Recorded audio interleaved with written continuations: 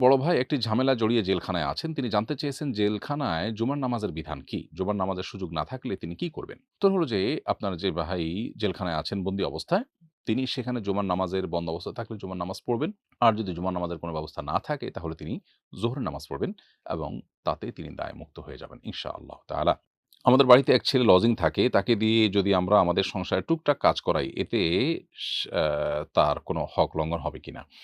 উত্তর হলো সাধারণত লজিং এর যে সিস্টেম আমাদের দেশে প্রচলিত আছে সেটি ২ টি। একটি হলো যে আল্লাহর কাছ থেকে সওয়াবের আশায় কোনো শিক্ষার্থীকে মাদ্রাসা বা স্কুলের কোনো শিক্ষার্থীকে নিজের বাসায় রাখা, যেন সে খেয়ে পরে এখান থেকে শিক্ষিত হতে পারে। এটা হলো আল্লাহর কাছ থেকে সওয়াবের আশায়। এটা যদি হয়ে থাকে তাহলে সেক্ষেত্রে তাকে দিয়ে যদি আপনি কাজ করান আর খাদ্যের বিনিময়ে, থাকার বিনিময়ে কাজ করান, তাহলে সেক্ষেত্রে সওয়াব আর পাবেন না। আপনার সওয়াবটা থেকে বঞ্চিত হবেন। আর যদি এত ঠুনকো বা হালকা পাতলা কাজ হয় যেটা আসলে সচরাচর আ পারিশ্রমিক হিসেবে দেখা হয় না, বরং খুবই হালকা পাতলা এবং সেটাকে সেও বা যেকোনো মানুষ থাকলেই সেটাকে করত।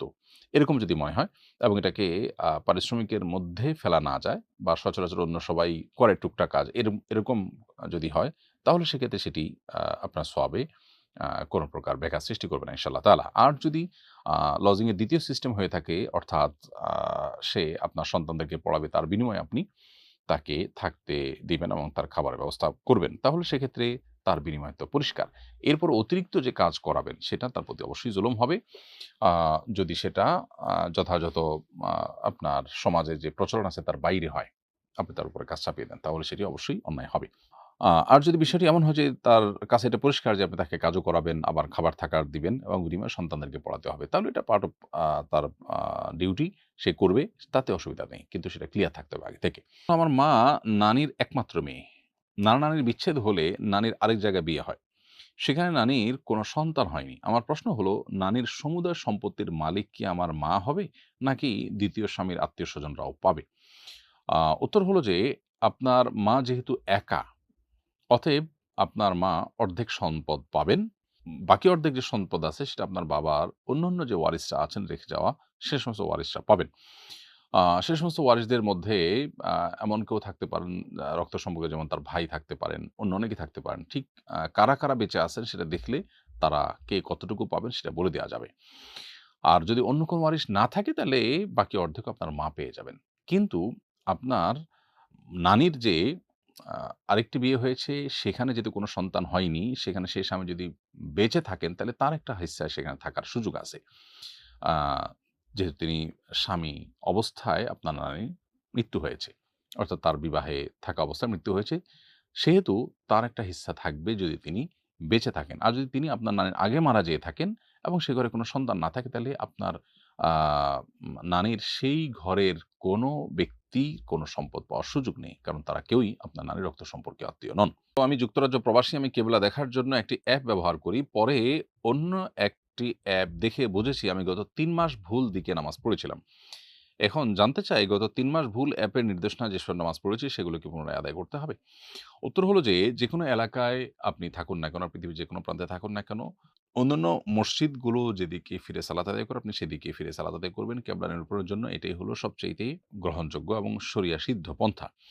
যদি মসজিদ না থাকে বা মসজিদ দেখে নিরূপণ করা না যায়, তাহলে সেক্ষেত্রে আপনি আ কম্পাস ইত্যাদির সাহায্য নিতে পারেন। সেক্ষেত্রে কম্পাস যদি আপনাকে সঠিকটা না দেখিয়ে ভুলটা দেখিয়েছে এমনটি হয়, আপনি চেষ্টা করেছেন ভালো কম্পাস এবং ভালো আ আপনার অ্যাপ ব্যবহার করার। এরপরও যদি ভুল হয়ে যায় এবং সে ভুল এর উপর ভিত্তি করে যদি নামাজ পড়ে ফেলেন, সে নামাজ আপনাকে পুনরায় আর পড়তে হবে না।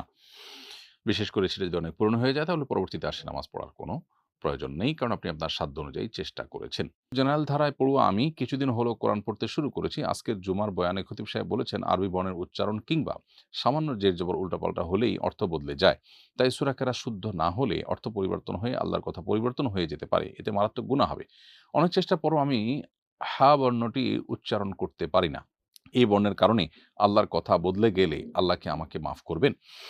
উত্তর হলো যে আমাদের ওলামা ইকরাম এবং ইমাম সাহেবদের উচিত মানুষকে খুব বেশি ভীত সন্ত্রস্ত না করে মানুষকে আশাবাদী করার চেষ্টা করা। হ্যাঁ, আ মানুষ যাতে বিশুদ্ধভাবে কোরআন তেলাওয়াত করে সেজন্য উদ্বুদ্ধ আমাদের করতে হবে এবং ভুল-ভাল তেলাওয়াত যেন না করে সতর্কও করতে হবে। কিন্তু এক্ষেত্রে মাত্রা জ্ঞান থাকতে হবে এবং কোনোভাবে যাতে মানুষ ভীত সন্ত্রস্ত হয়ে না পড়ে, নিরুৎসাহিত হয়ে না যায়, সেটাও আমাদের খেয়াল রাখতে হবে।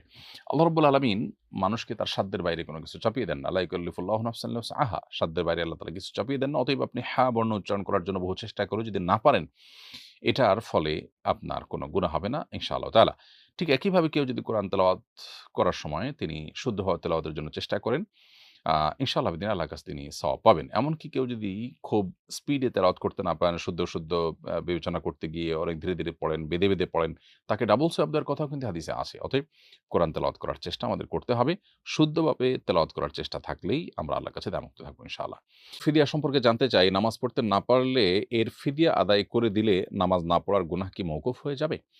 দেখুন, শরিয়াতে সিয়ামের ফিদিয়ার কথা বলা হয়েছে। কোরআনে কারিমে আল্লাহ তাআলা বলেছেন, "ওয়া আলাল্লাযিনা ইউতিকুনাহু ফিদিয়াতু তাআমু মিসকিন", যারা সিয়াম সাধন করতে পারছে না, রোজা রাখতে পারছে না এবং স্থায়ী রোগে বা বার্ধক্যজনিত সমস্যায় তারা আর কখনো সুস্থ হয়ে রোজা রাখার সম্ভাবনা আপাতদৃষ্টিতে নাই, তারা রোজার বিকল্প হিসাবে ফিদিয়া দিবে।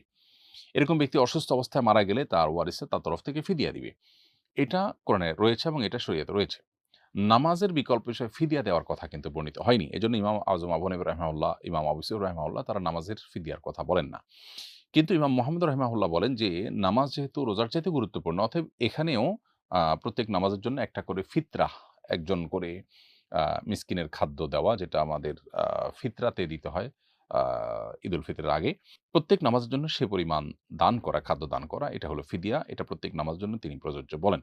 এবং এটি আ সিয়ামের সাথে কেয়াস বা তুলনা করে বলেন।